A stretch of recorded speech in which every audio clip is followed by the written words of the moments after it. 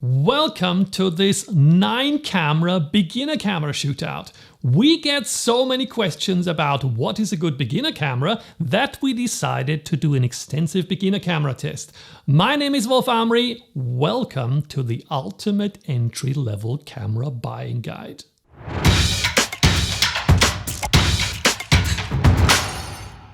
Here I have 9 cameras. We're going to test them all for their strengths and weaknesses from a beginner's point of view to tell you which is the best beginner camera for which scenario. We thereby test the things that are practically relevant. It is not going to be a laboratory test, but kind of a real-life test. Things that really matter when you are out shooting. Why did we decide to do our own camera test? Because hardly anyone is testing more than 3 cameras, and you hardly ever see the same real-life scenario test with multiple cameras. What are we trying to find out? We want to know how the cameras perform in different scenarios. Some cameras are focusing faster than others, making them better suitable for sports, wildlife, or simply photographing your kids toying around, while others are said to have better image quality, or are better in low light conditions. All that is important when you plan to buy a new camera. And what about the lenses that come with the cameras? How well are they suited for shooting portraits, the moon, landscapes, macro? Are the manufacturers right with their promises, or is some of it pure marketing talk? That's what we will cover in this beginner camera test and buying guide. So let's get started. One of the most important things in a camera is focus. An image isn't worth anything if it is out of focus. To get the focus right is one of the biggest challenges for cameras and lenses, and we decided to really challenge those cameras. Like I said before, we want this test to be a real-life thing, but we also want it to be repeatable, so we decided to use a scooter. We set it to eco mode to avoid issues with different speeds. We went full speed in that eco mode. With the scooter, we are driving from a marked spot towards the camera. I will start shooting when the shooter reaches this mark and continue until the scooter passes the camera. We will do that 5 times so that we get statistically relevant data. We don't want to bash a camera just because it was bad luck on one single try. The images won't be all that great because we are shooting at noon. Shooting in the golden hour in the evening would have created better results. But it took us more than 3 hours to complete the test, so it would have been dark for the last shot. Just to let you know, we have a complete photography course on this channel, and we even cover the best times of the day to photograph a portrait. I will link you to that at the end of the video. Just make sure you're subscribed and have that notification bell turned on, because we upload new lessons every week. I set all the cameras to continuous autofocus so that they try to keep our subject in focus while it approaches me. We will shoot with 2 lenses, the wide-angle kit lens at 55mm and the telephoto kit lens at 200mm. But it doesn't stop there. To find out what is more important, camera or lens, we use more professional lenses of 2 manufacturers, plus the very famous Nifty 50. That should give us a good idea whether the lens or the camera is more important for focus. And we even use more professional camera bodies to give you a comparison what you get for the money you spend compared to much more expensive cameras. And finally, the DSLRs in the lineup have a so-called live view function. Canon, for example, states that its live view autofocus is the best focus ever. How good is it really? Stay tuned to find out. So we shot more than 5,000 frames for this focus test only. Before we discuss the results, we bought these cameras for the test, so we are unbiased. If you feel that this is worth supporting, please purchase your cameras or other things using the referral links we provide in the description.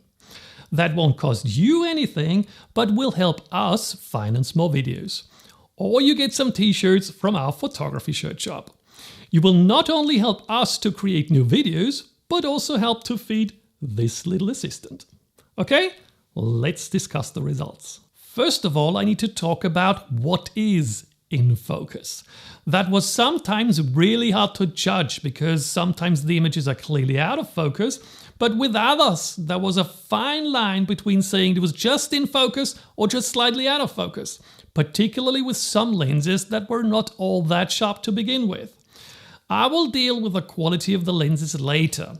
So sometimes all images look kind of blurry due to the lens performing subpar. So in the end, the judgment is a bit subjective. Okay, the first results are from using the kit lens at 55mm. I used the upper focus point for this series. Please note that the center focus point is usually more accurate, but when somebody is running towards you, you want the face in focus and not the belly. There are in fact two results for every camera. First and foremost, the number of frames that were in focus, and second, the percentage of frames that were in focus. The green bar shows the number of images in focus, and the red bar the number of total images. If you set the bar in relation to each other, you see the percentage. Plus, it is written here, but if you're watching on a smartphone, that might be too small. Why is the difference between percentage and total frames in focus important? The Sony a6000 can shoot 10 frames per second, while the Canon T7 can only shoot 3. So even though the Canon T7 manages to get 90% in focus and the Sony a6000 only 45%, the Sony still created more useful images than the Canon. And particularly when shooting moving subjects, that is everything that counts. You can easily delete the rest. Have a look at this image series. 3 frames per second get us some pretty awkward positions every time. 10 frames per second make all the difference to get the perfect shot, not only in regard to focus. So much to explain the graphs. Now for the results.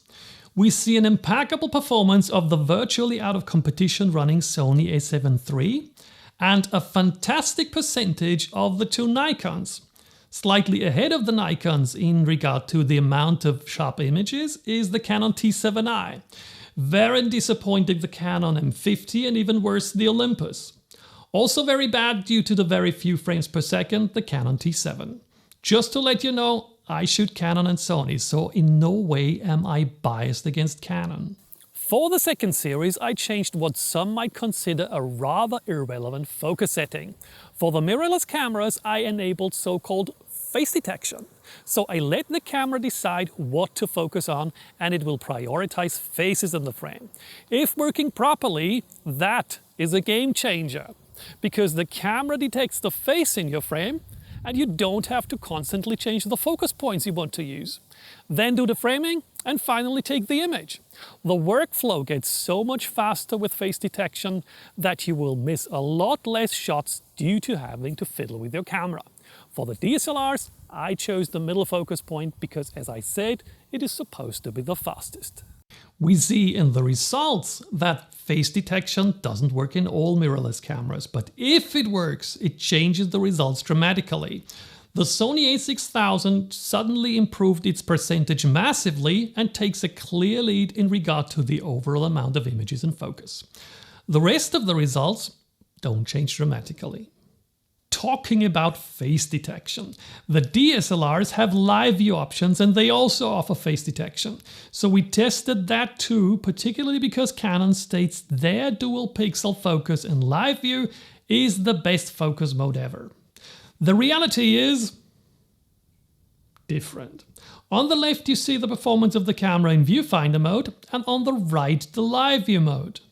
Every single DSLR performs worse, shooting less frames per second, and the percentage of sharp images is less too. The two Nikons that had a stunning percentage before managed to not get a single image in focus. So it is safe to say, don't use live view for moving subjects on any of those cameras. What about using the big kit lenses next? Here are the results for 200mm. We immediately see one thing. The lens does make a huge difference. While the Canon DSLRs dropped back dramatically, the Canon MkIII sprinted to the top, percentage-wise, with 88% of the images in focus. That even beats our much more advanced Sony a7 III. Percentage-wise only though, because the sheer amount of frames in focus is a tie between the a6000 and the a7 III, which is also pretty remarkable because you have to consider the price difference. Also not all that great in the test, our Canon 5D Mark III, a professional DSLR of a previous generation that is still very popular amongst photographers who shoot portraits or weddings. Since we saw that lenses can make a huge difference, what about comparing the 200mm kit lens with a more professional sports lens? It's not the famous f2.8 version because I love lightweight lenses for traveling, but its smaller brother, the 70-200 f4. We compared these from Canon and Sony only because we didn't have them available for the other brands. Remember, we shoot Canon and Sony. And again you see what a difference a lens can make.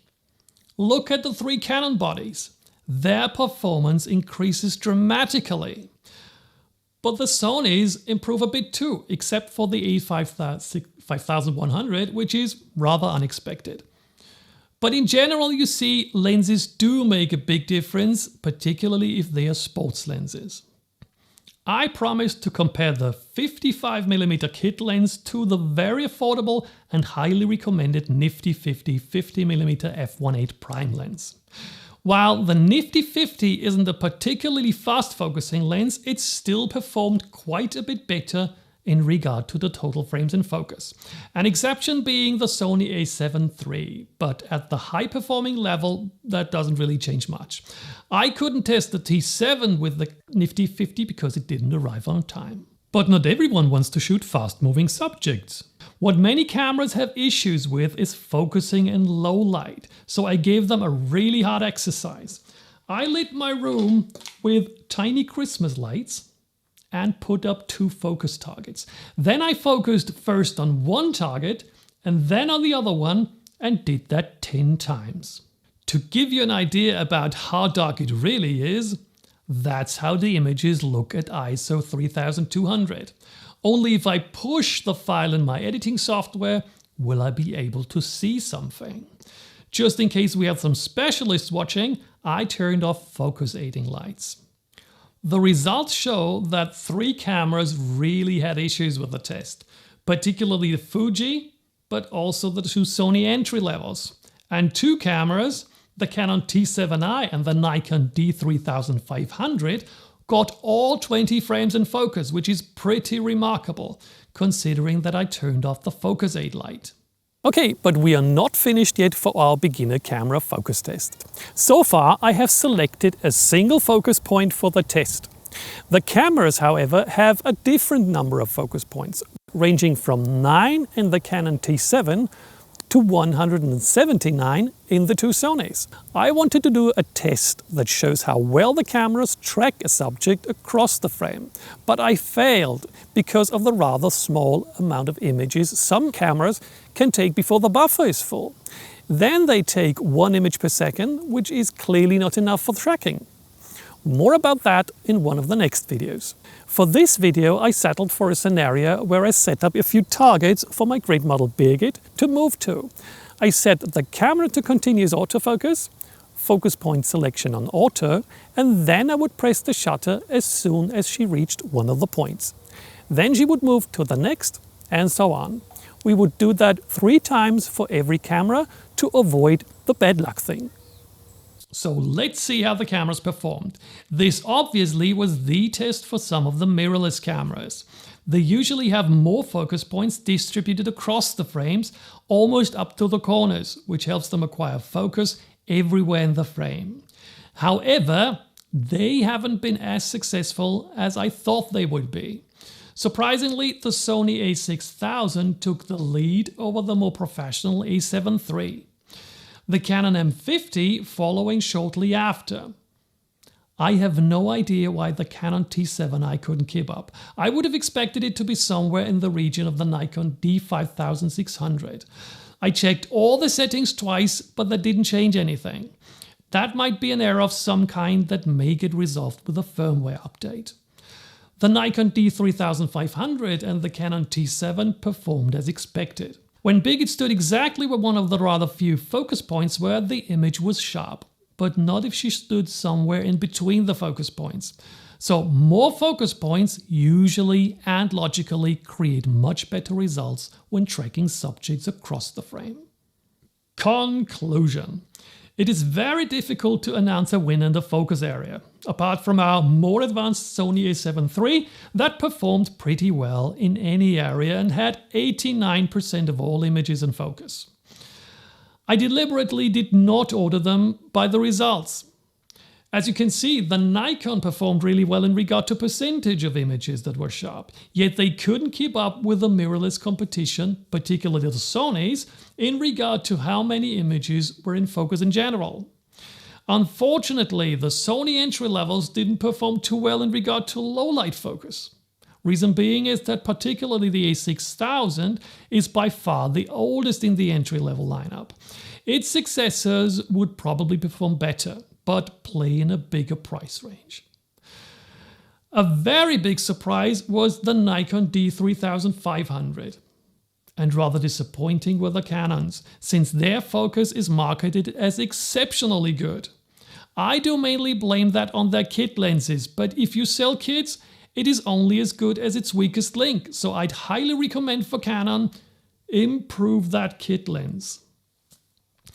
Talking about lenses, we have seen that lenses make quite a difference in regard to focus performance in a camera, so make sure to understand that. If you want a fast focusing combo, it doesn't help to upgrade the camera only. Anyway, to get kind of a result, if you want to shoot moving subjects like sports or running kids, the entry-level winner is the Sony a6000. If not, and you would like to do more portraits, maybe even in low light, then the Nikons would be my choice in regard to focus. Next up is the second most important thing in a camera in my opinion, so stay tuned.